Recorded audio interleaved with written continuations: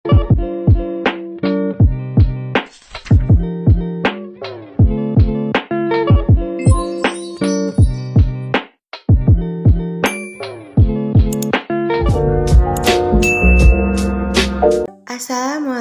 warahmatullahi wabarakatuh.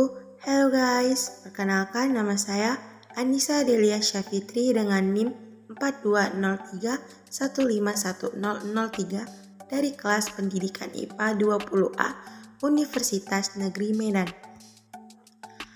Pada video kali ini kita akan membahas materi IPA Biologi kelas 8 mengenai sistem pencernaan manusia. Sebelum masuk ke materi, mari kita lihat tujuan dari pembelajaran ini, yaitu yang pertama, mengetahui nutrisi yang ada pada makanan.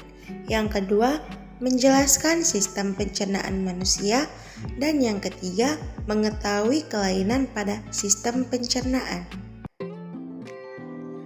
Langsung saja kita masuk pada materi pertama, yaitu nutrisi dalam makanan. Nutrisi dibutuhkan oleh tubuh untuk melakukan berbagai aktivitas kehidupan. Nutrisi dalam makanan terdiri dari yang pertama karbohidrat, contohnya singkong, kemudian protein, contohnya tempe, kemudian lemak, contohnya margarin, vitamin, contohnya buah-buahan, dan mineral, contohnya kacang-kacangan. Lanjut, sistem pencernaan manusia terbagi menjadi dua, yaitu saluran pencernaan dan kelenjar pencernaan. Saluran pencernaan merupakan saluran yang dilalui makanan, sedangkan kelenjar pencernaan ialah organ yang mengeluarkan enzim untuk membantu mencerna makanan. Pasti teman-teman sering berpikir, bagaimana ya proses pencernaan pada manusia itu terjadi? Dan gimana caranya mengolah makanan yang masuk ke dalam tubuh melalui sistem pencernaan? Untuk itu, mari kita simak video berikut ini.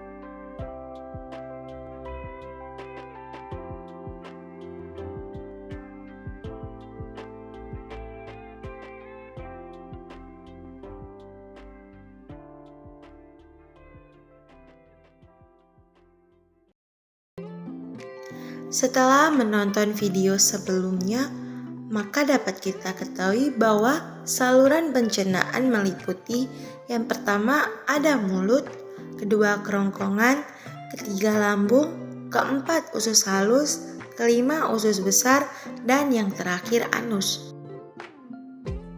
Saluran pencernaan pada manusia melibatkan beberapa organ, di antaranya yang pertama mulut. Makanan akan dicerna oleh sistem pencernaan dengan diawali masuk ke dalam rongga mulut. Pada bagian rongga mulut terdapat lidah, gigi, dan saliva. Kemudian makanan menuju kerongkongan, di mana kerongkongan sebagai saluran untuk memindahkan makanan dari mulut ke lambung dengan melakukan gerak peristaltik atau gerakan melebar dan menyempit.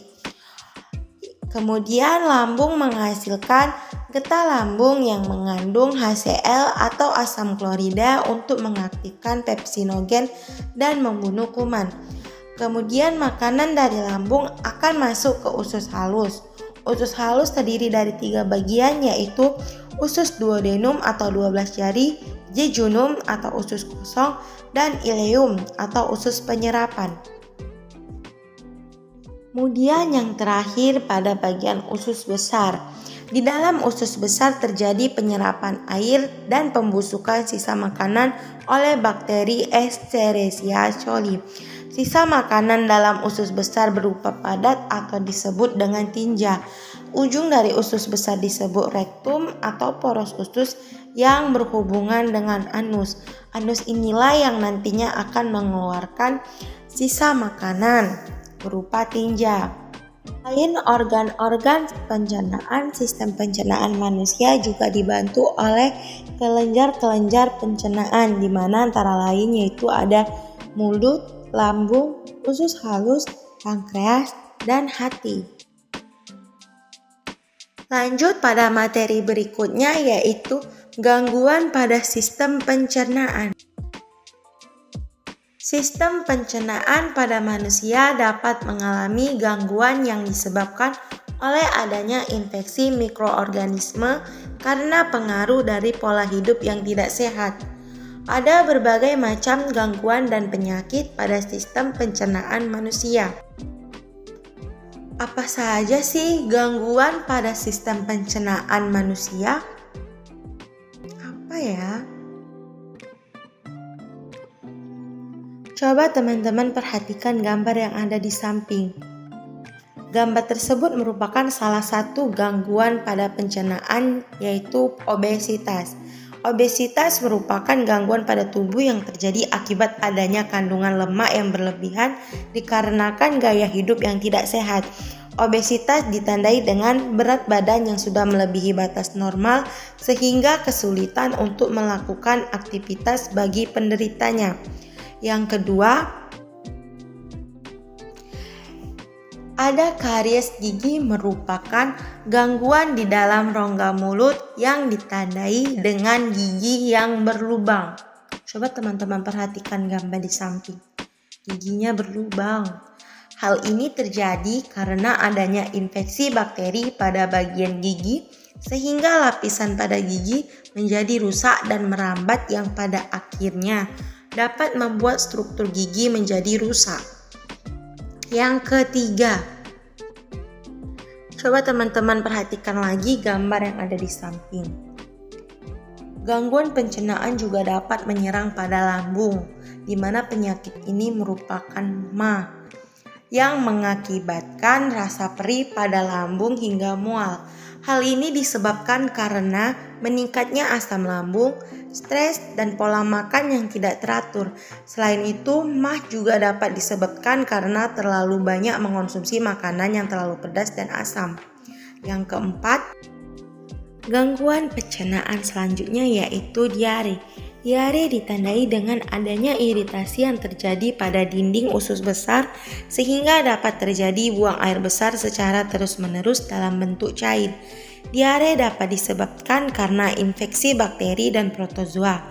Saat seseorang mengalami diare, maka ia akan kehilangan banyak cairan sehingga nantinya akan menimbulkan dehidrasi. Maka dari itu dianjurkan untuk banyak minum air putih.